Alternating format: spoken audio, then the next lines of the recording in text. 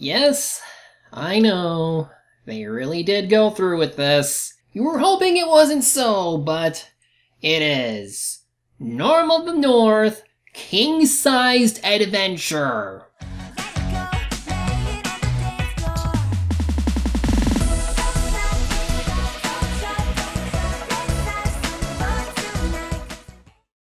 Ugh, why did they have to make another one? I'm just convinced that after the first movie, despite its failings, they went and began production on all projects relating to Norm of the North just to get as much money out of it, since they were only ever going to appeal to a niche audience anyway. And you better believe that after the disaster of a sequel that should have really been 2 separate direct-to-video films, but merged into one for theaters, they learned their lesson by sticking to the home video market. Oh, but this one is still an hour and a half long.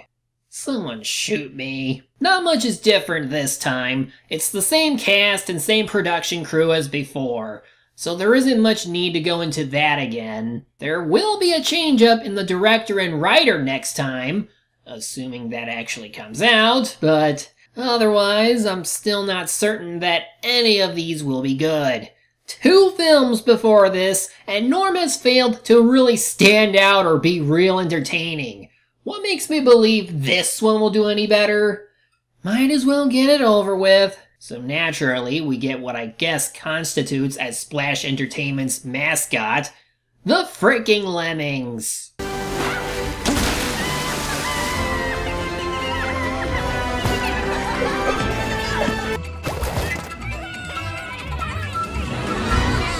I swear, they will never be as enjoyable as the Minions. You heard me! Well, after that, we actually get something different. A plane pilot being chased in a blizzard.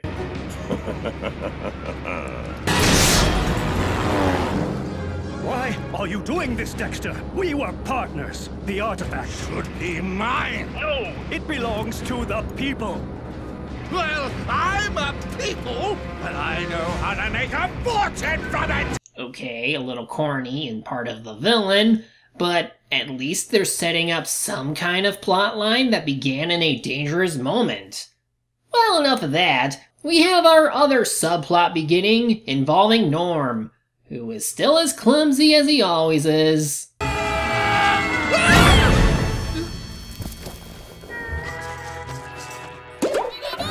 And as indestructible as his lemmings. Apparently, Grandpa is getting married to some random polar bear that we're only now being introduced to.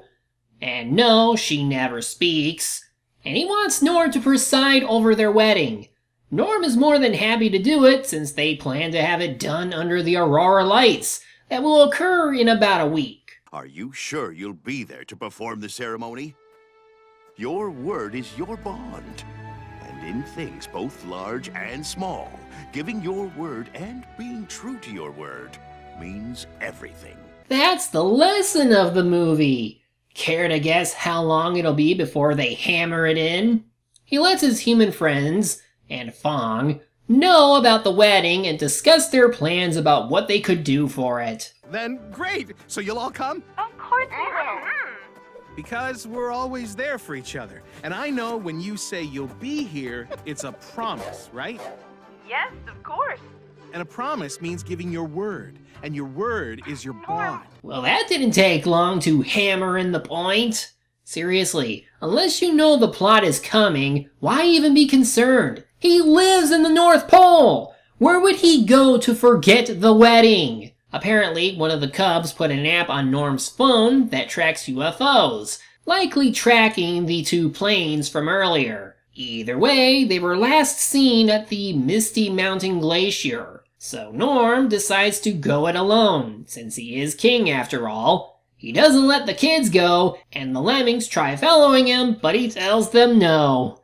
Like they ever listen. I do at least appreciate the attempt at building atmosphere during this blizzard, as Norm finds the red plane and goes searching for the pilot. The pilot goes into this cave and starts picking away at the wall for something, only to cause a cave-in. Norm saves him, but is temporarily cut off from him in the process. I say temporarily, since it only takes a few seconds for Norm to get back to him. You must be Norm of the North. Yeah, except I got this promotion. Not a big deal, but I'm now King Norm of the North. And I believe this belongs to you. What are you doing out here? This place is dangerous. And misty. I dropped this down here because someone was trying to steal it from me. I was gonna say, why dig here then, but Jin, as he's named, does explain that during the chase, he tossed the artifact down and was able to track it using a computer chip. He then goes over his backstory and how he and his former partner, Dexter, were curators of various artifacts, but noticed they were being stolen. Jin started putting tracking chips on them and learned that Dexter was selling them off to people, including Mr. Green apparently, which led to him being fired. Dexter is of course trying to get this Chinese relic since it can unlock some treasure in a certain location that can only happen once every 100 years. This is kind of interesting, for a Norm movie anyway. They're giving us some actual history behind two of the characters, making good use of a callback, and giving Norm a possible reason to want to help Jin out of nobility and kindness. Could it be the writing for these movies are improving? Well, maybe not by a whole lot, but at least they're taking some steps to make their stories a little more interesting. And of course, Jim has Norm promised that if by some chance he doesn't make it, he deliver the artifact to his grandson, Chen. More hammering, of course, but whatever. He accepts it, and they try to get out the following morning. Well, the lemmings do anyway. I'm worried about another cave-in if there's any kind of digging. Might be best to wait for the sun to melt the ice some more unless you have a better idea. Oh. Yeah, just a tip. If you get thirsty, don't eat the yellow snow. Alright. Despite this, the cave-in still happens, and damn it, did we really need to see the piss? Regardless, they get out, and I'm starting to question why they set up the possibility that Jin might die. But maybe Dexter might fulfill that. I say, not looking so good, old chap. Oh, I'll have that artifact if you don't mind. Michael Dobson, you've been in, like, everything! He also has a really weird gun that doesn't shoot bullets, but venom soaked from... Of my trained Komodo dragons, mayhem and chaos. And he is very passionate about them too. I mean, who doesn't give them birthdays, or pose them behind cardboard, or take them down a water slide? Anyway, Norm doesn't want Jin to die, so he hands over the artifact. Luckily, the lemmings aren't completely useless, and mess with Dexter enough to drop everything. So they can all fight over the artifact, but in the end, Dexter gasses everyone to sleep so he can take the artifact anyway. Why not just open with that? At any rate, Norm has a couple of bears take care of Jin while he goes to reconvene with the children, who weren't concerned that he was gone all night. His New York companions arrive and he eventually tells them about what he has to do. While I'm happy he isn't keeping this a secret, I'm disappointed he doesn't tell his grandpa about this, since he is his grandpa, and I'm sure he'll understand that Norm has to stop an evil person and all that. But no, instead he lets Quinn take charge of the place while he's gone, and he's suddenly acting snobbish. Any high fives while I'm king, Olympia. And though we are friends, I must be there first and foremost for all of my subjects. Oh, and Dexter steals Fong's helicopter, so Norm pursues after him the only way he can, cartoon style.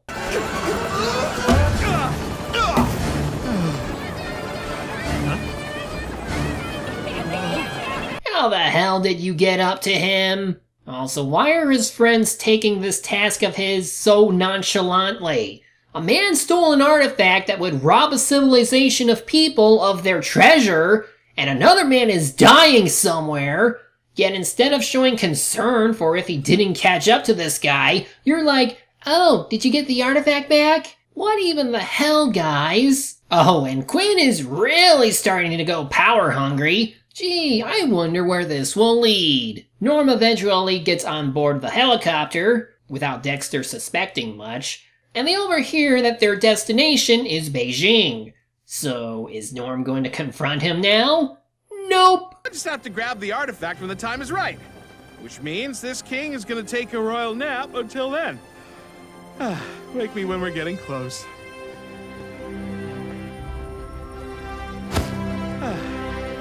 He falls asleep? Well, I guess maybe you might want to Sleep! Oh, here we go. He falls asleep for so long that something happened in between scenes that I don't even want to bother asking about. Instead, the lemmings go for the artifact, because for as dumb as they tend to be, they do the most work out of any of the main characters. Still, they fail, and Norm gets found. Dexter does the simple thing of opening the door and letting him fall off. But oops, he left the lemmings to the cockpit, so now they can mess around while trying to get Norm back. Norm lands in a pile of fish. He's just full of luck, isn't he? Suddenly, I see the problem with making this the standard animated movie length. Most of the movie is nothing but shenanigans that drag a whole lot of the movie down. Like they need to fill out the runtime when they probably could have shortened this by about a half hour, condensed some scenes, and do better with connecting with the Quinn subplot of him suddenly being an asshole because of his temporary title. But whatever. Eventually he gets the artifact back and tricks Dexter into thinking he threw it out of the helicopter, just so he would jump after it. But he didn't really toss it. But yeah, he does toss Dexter a parachute, since he's not evil and all. This will give Dexter a chance to come back later, but hey, at least he'll be out of their hair for a while. At any rate, they make it to Beijing and we start getting acquainted with Chen, a university teacher it seems, who exposits what exactly the artifact will do once it reaches its destination. Essentially, everyone in China will be able to see this ancient treasure from within a mountain for one day. Norm finally gets to him, rather clumsily, and it seems that Chen has had a little falling out with his grandfather? Nope, I don't want it. I want nothing from you. It's not from me, it's from your grandfather, Jin.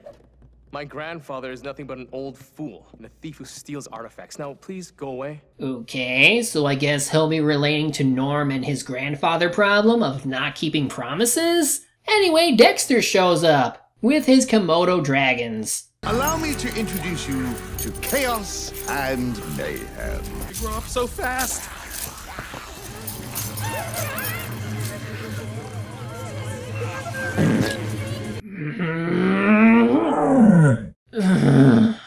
Well, at least it can't get any dumber. Komodo dragons aren't Yoshis! Oh, and I guess Chen isn't against his grandfather, but was trying to avoid Dexter? Whatever, he leaves his Komodos with them while he runs off. How will they get out of this one? Bet they never tasted anything as delicious as lemmings. They're so tender and tasty.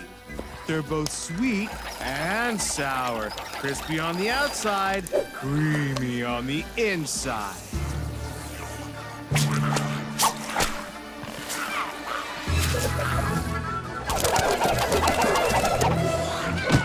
Good job! But now the venom in their saliva, which would have been on their tongues, will get onto one of them and slowly kill the lemmings.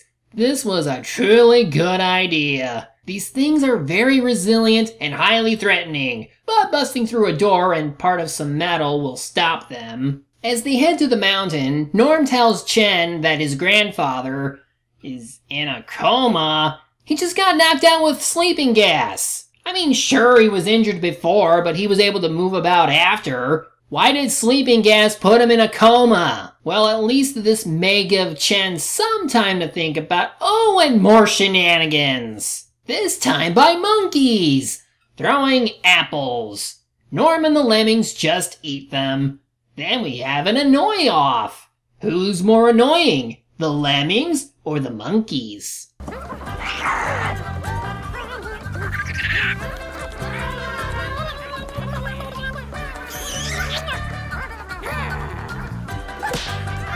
Somehow, Dexter is only now catching up, even though he had a head start. More of that, he made a promise, people need to keep their word, blah blah blah. Like, we get it. Sometimes people aren't always able to keep their word. It happens. People are more understanding though, especially if you know the significance of some stuff. Now avoid that boat coming up. Uncle Stan, you should be rehearsing the wedding song. Oh yes, they did just cut away from that boat crash just now. I didn't do a damn thing. That's how they edited this scene. And if you may notice here, they cut right back to the action. Like, they couldn't have saved this for after? We needed an abrupt status update on the wedding? They find the mountain and now have to race Dexter to where the entrance is. They climb up and he climbs down. The human friends call for another update, and I'm amazed they aren't taking this more seriously since apparently the wedding is tonight. I thought they'd have plenty more time than this. Just so many things happening, I can't stand it. Less than a half hour remains, and now Norm and crew have to avoid traps that I guess got reset after Dexter got through? Or rather, Dexter knew how to get through without triggering them. And this one trap?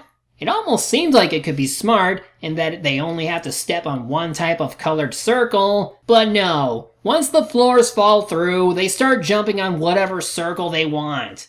Also, there's a perfectly good pathway along the walls of the room. Chen could probably walk on them, but they're both idiots. Anyhow, they finally catch up to Dexter, who is about to open up the vault to the treasure room. Chen tries reasoning, but Dexter is too much of a 2D character to not give a damn. And there's nothing you can do to stop me. Oh, yeah? Dead. I mean, he just got bit by a Komodo dragon. And as far as I know, there's no real cure or treatment that could save an animal. Hell, he should be going into shock right now. The artifact gets set on the pedestal, but nothing happens. Turns out, according to the ancient text, only someone with honor and crap will be able to open the door. So he forces Chen to do it, but because Dexter took Norm's phone away, and Olympia just happens to be with Jin, they can see what is happening in the mountain. Norm uses friendship mode to break free and attack Dexter, knocking his pets aside and shutting him in the cage. And as for his pets... dead. I mean, being that close to lava will surely suffocate them to death, assuming they don't catch fire from all that heat. So with Dexter disposed of, our heroes get to look at the various treasures hidden inside the mountain. Now they just need to get back home for the wedding. Speaking of, Quinn is still bossy as all hell, and with only 14 minutes left of the movie, someone is in need of a serious pep talk. But seriously, that never happens. The big climax is Norm trying to get home in time because the wedding is to start soon.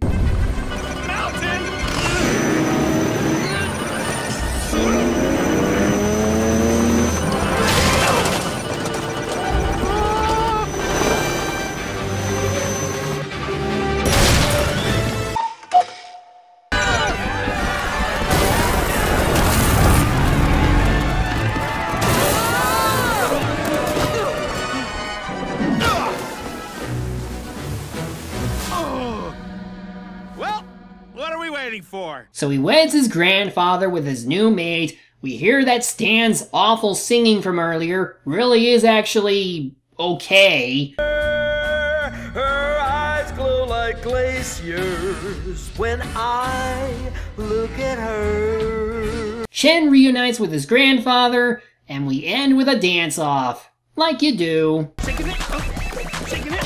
Watch out, watch out, watch out, watch out, watch out. There it is. Ha, ha, ha.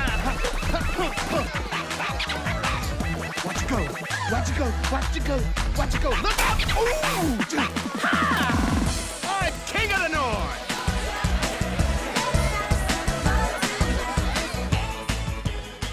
Proud, but sometimes a little embarrassed. Well, that wasn't very good. Although admittingly, it wasn't as bad as the second movie. And I'm not just saying that because it's actually one movie instead of two merged together. Like, it tries to build some atmosphere early on with the blizzard in the beginning, as well as establish character motivations for the villain and the like. But with how generic Dexter is, constantly laughing and coming off as your typical greedy bastard, I hoped that the movie would be a bit shorter. It did not need to be an hour and a half long, filled with long gags and pointless cutaways to a wedding with only one subplot, and that's Quinn being bossy. Speaking of, wow, did they make him quite the dick compared to the previous film. I didn't show a lot of it, but here's a sampling of what he does throughout the whole thing. I thought we discussed this. No phone calls. How many times must I tell you no phones? There's still work to do! Up for the love of... He's just so rude and nothing ever comes out of it.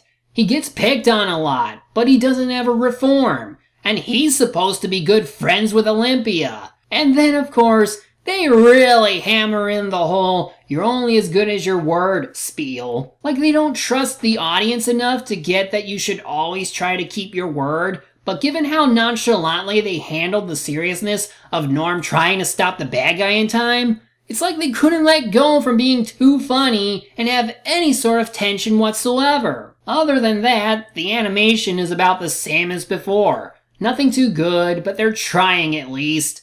The humor is still bad, and the cutaways to other things is jarring given the runtime. At least there was a little effort, but not enough to change my mind on the whole series. I am curious to see what they will do for movie 4, though I have a bad feeling those tigers will turn out bad or something. But hopefully that time will come much later than this. Seriously, the second movie came out January of 2019. This came out in June, so I'd probably give it about half a year before movie number 4 comes along. But otherwise, that's all the Patreon stuff for this month. Next month, I'll show you the 2 animated environmental movies I mentioned, but for now, the only thing left to do is lightly toss this away. Ow! Not in my house. That hit my eye!